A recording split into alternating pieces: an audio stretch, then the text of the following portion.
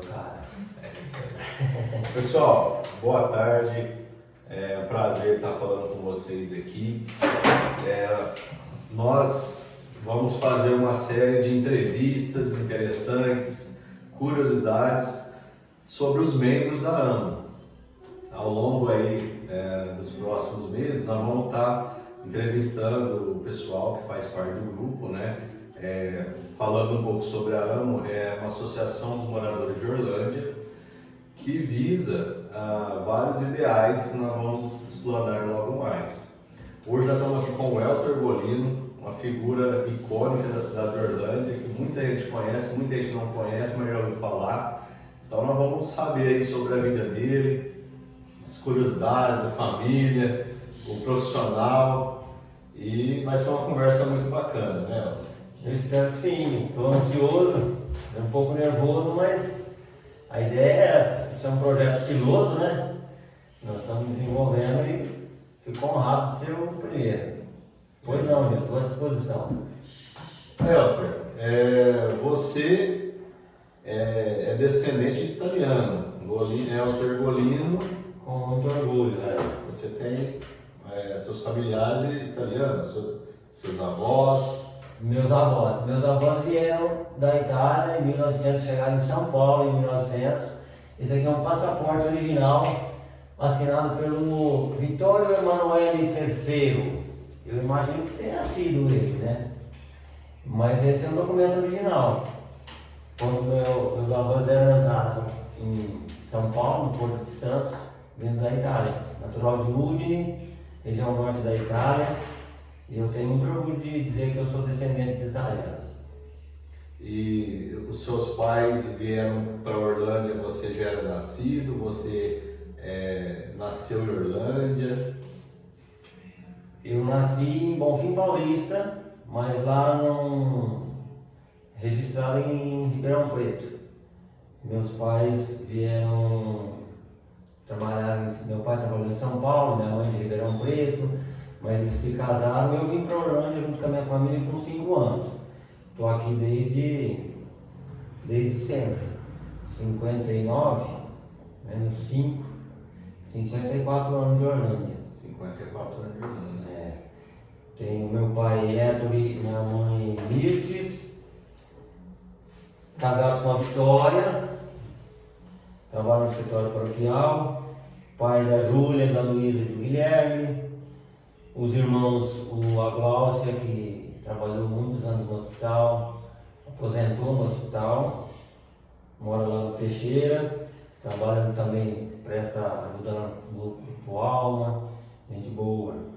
O Gláucio trabalha na Caixa Econômica Federal, o Ricardo trabalha no Banco do Brasil, é presidente da ABB, e a Rosângela, que está trabalhando comigo, já foi empresário do ramo de confecção, hoje trabalha comigo lá na loja. É isso, Jean. Você estudou aqui em Orlândia? Em qual escola vocês estudaram? Eu estudei no Coronel Orlando, depois nós fizemos a escola Alcídio, onde tinha um curso mais técnico. Gostava muito de torno, de madeira, sempre fui nessa área de oficina que eu me identifiquei mais. Teria seguido um caminho, uma das opções seria ter seguido um caminho igual ao seu, de engenharia. Em algum momento da vida eu resolvi, falei, não, eu não vou estudar, vou trabalhar. Não me arrependo, estou satisfeito com a minha profissão, com o que eu consegui liderar. Então você tem esse dom de construtor, né? Você acha que você puxou de quem essa... Eu acho que vem até do avô, porque meu avô veio de lá, ele era pedreiro. Imigrante no Brasil fala-se muito que de bandido, né, de mendigo, que não tinha profissão nenhuma. Meu avô era um daqueles que veio, mas com uma profissão que lá era muito valorizada e aqui também era. Construtor, ele fazia a igreja, fazia altar, deve ter trabalhado lá em casas de palácios, porque tinha muito isso por lá, né? E o meu pai também foi nessa linha aí, trabalhava com cara, trabalhava com oficina de concerto, então acho que eu herdei deles Veio esse na filho, família, então, esse dom. essa né? parte de construir, de manufaturado, né? De mexer com a mão. Mexer com a mão. Mas eu acho que eu tenho um pouco de cabeça também, viu? Não pode. Só a mão também não dá certo. Só a mão bruta não dá certo, não. Mas para construir tem que ter um conhecimento técnico, tem que ter todo um aparato envolvido de conhecimento. Eu tirava sempre notas boas em desenho técnico, por exemplo, fazia sempre. Estava sempre com letra boa, com nota boa na escola. Então eu acho que juntou as duas coisas, a cabeça e o pai dando mais ou menos a direção. E você começou a trabalhar novo, bem jovem, né? Eu acho que eu comecei mais cedo do que eu queria. Primeiro que meu pai me obrigava a ir, né? E se não fosse, a mão dele era pesada. Não era assim opcional, não. Tinha que trabalhar. Quando estudava de manhã, chegava em casa, almoçava, à tarde ia para a oficina do pai, obrigatoriamente. Eventualmente acontecia o seguinte, não ia trabalhar à tarde. Por quê? Os amigos iam jogar bola, ia buscar cana, ia caçar passarinho. E aí, naquele dia, eu não ia trabalhar. Mas de tarde era difícil entrar em casa, cara. Já vinha o corretivo no mesmo dia. Eu já sabia, né? Já sabia o preço da ação, já sabia. Por quantos anos aí você começou a trabalhar? Então, com 8 anos, 10 anos, já tinha que ir com o pai. Certo. Aí, o meu pai tinha um processo bastante interessante. Tudo que eu fazia, tudo que eu conseguia fazer, a gente punha asa em caneca. Acho que você não vai lembrar, mas massa, tomate, elefante. Você lembra? Então você não é tão novo, não. Não sou tão jovem assim. Eu colocava alça nas canecas, naquelas coisinhas, naquelas latinhas que as pessoas traziam da fazenda. Deixavam lá. Então, o que eu cobrava do meu serviço, meu pai não ficava com aquilo. Ele já deixava que eu ficasse com aquilo. Então, com, sei lá, 12, 13 anos, era eu que já comprava o meu doce, o meu cinema, já conseguia, já tinha que aprender a administrar dinheiro.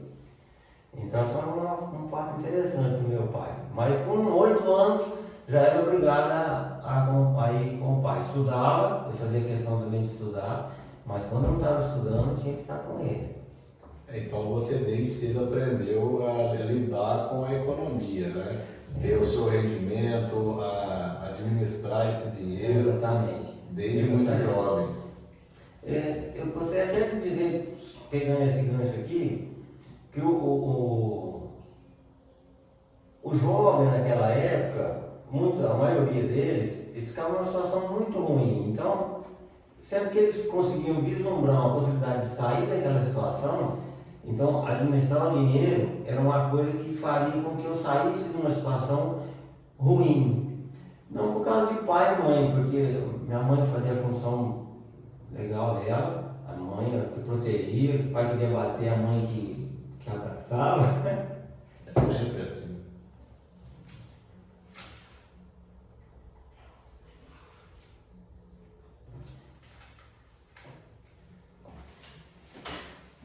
Muito bom. Pessoal, a associação nossa, ela está buscando membros, assim, membros com histórias interessantes, pessoas que realmente agregam na nossa sociedade, né? Então, a gente percebeu que essa união é o que pode trazer algo de melhor aqui para nossa cidade, para o nosso estado, para o nosso país, né? Então, falando com o Elter aqui, até agora a gente já percebeu quão rica a história do Elter e o quanto a história dele pode influenciar jovens. Esse é um ponto que a gente também pretende chegar, influenciar e dar um norte para os jovens, né?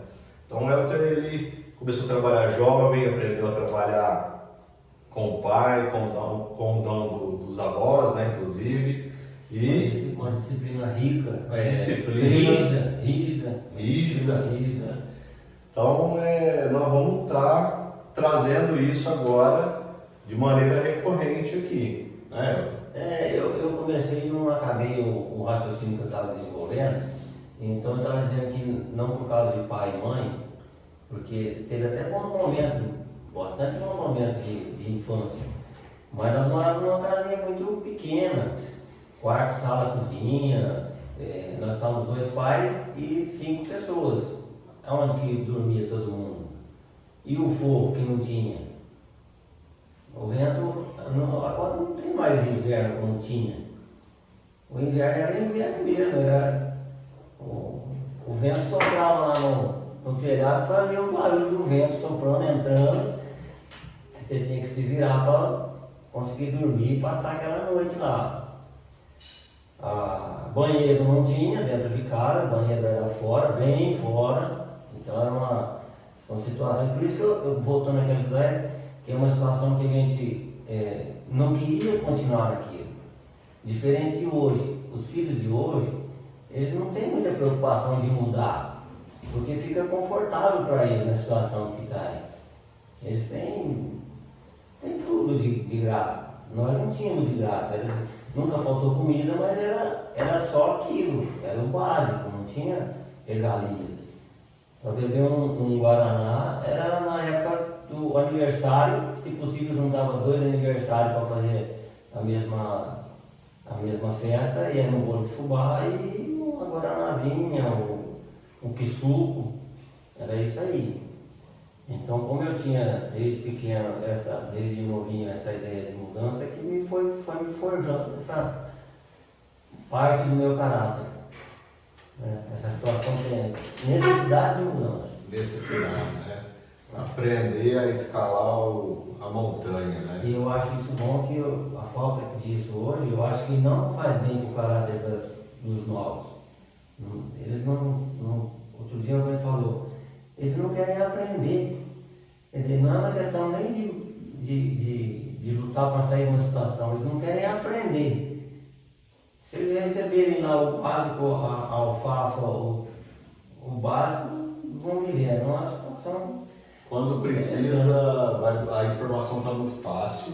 Muito fácil. Porém, dá uma sensação que não é necessário correr mais atrás dessa informação, né? Não. Muito bem. Eu tenho mais algumas perguntas aí, a questão da sua adolescência, principalmente, que eu acho que quando teve esse gatilho aí dessa mudança, você começou a trabalhar bem cedo e depois, quando você já estava adolescente, você foi com seus pais, morou com seus pais até quando? Que momento que você achou que agora eu vou seguir o meu caminho, casamento? Quando que virou essa chave aí da casa dos pais? Eu com 18 anos eu já tinha dinheiro para comprar, já tinha minha moto. Eu acho que foi a primeira moto CG que, se não for a primeira, foi a segunda. Eu já com 15, 16 eu já estava pagando consórcio, com 18 eu já tinha uma moto zero. E já tinha e tudo sempre nós que fazíamos, eu digo eu, mas todos os filhos foram nessa linha aí. Se eu tinha que tirar uma carta de moto, não é igual agora, que a mãe tem que ligar, o pai tem que ligar, tem que combinar com o cara, que hora que ele vem, quanto vai custar, como vai pagar. Nós tínhamos que correr atrás de tudo, até vir na escola. Não tinha assim, você leva seu filho na escola, não leva? Leva no futebol, traz do futebol. O excesso de proteção que a gente tem, né, hoje, né? Então, esse lá não tinha não, a gente acordava cedinho, já pegava o pão com manteiga, embrulhava no guardanapo e ia para a escola, daqui da rodoviária onde a gente morava, até no Coronel Orlando, não é pouca coisa. Hoje o meu filho, para ir ali na academia, que é metade do caminho, ele acha que tem que levar ele. Então um dos gatilhos dessa história aí, é bacana você falar esse gatilho de mudança. O meu pai, nessa sistema rígido dele, quando ele queria ver jornal, o negócio dele era ver o jornal. Então, enquanto estava lendo o jornal, o futebol, ninguém mexia na televisão. E ele dormia. Mas você vai lá, ameaçou mexendo o botão para mudar para uma coisa que a gente queria, que tinha os programas de faroeste, que a gente ia ler, depois ele acordava no vácuo. Não é para mexer aí, ele não mexe. Então, um dos gatilhos foi isso. Uma vez, ele estava nessa situação e eu, não é para pôr em lugar, não tem para pôr em lugar. Falei, hoje nós vamos pôr. A mãe quer ver novela, nós vai pôr na novela. E aí nós fizemos esse embate. Põe, não põe, põe, não põe. Não, naquele momento eu lembro, eu tenho como um dos gatilhos de falar, agora eu não sou mais o filho, agora eu sou o Helder. Daí pra frente, esse é um dos gatilhos. Você me perguntou de adolescência, eu fiquei 14 anos no caminho neocatecumenal.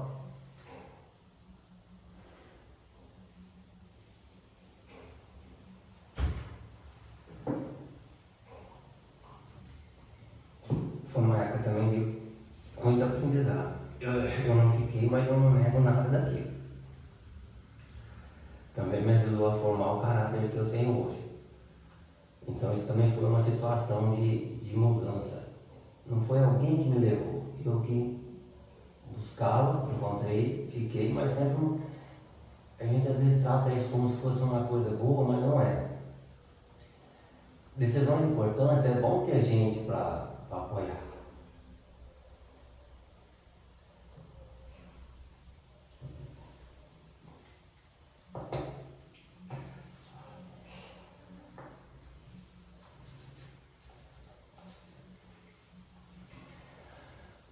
Quando você toma ela sozinho é bem mais complicado, mais difícil. Mas isso forja o homem, né? É isso que forja o homem. Muita gente em situações parecidas podia ter desistido, entrado na droga ou desistido de viver, sei lá, fugir de casa. Pelo contrário, um dos momentos saí de casa, morei um tempo sozinho, depois encontrei a Vitória, a gente resolveu casar. Nessa linha de formar família, de ser pai de família, de formar pessoas de bem, sempre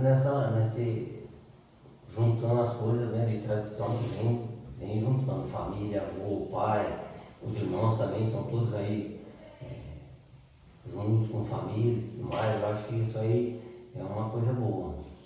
Sem dúvida. Você acha que o caminho te auxiliou, deu um suporte nessa sua... Caminho catecumenal? Isso. Não, certeza, absoluta. Conheci pessoas fantásticas lá, nós tivemos uma comunidade que cresceu junto. O cristianismo, né? Cristianismo, eu me sinto cristão.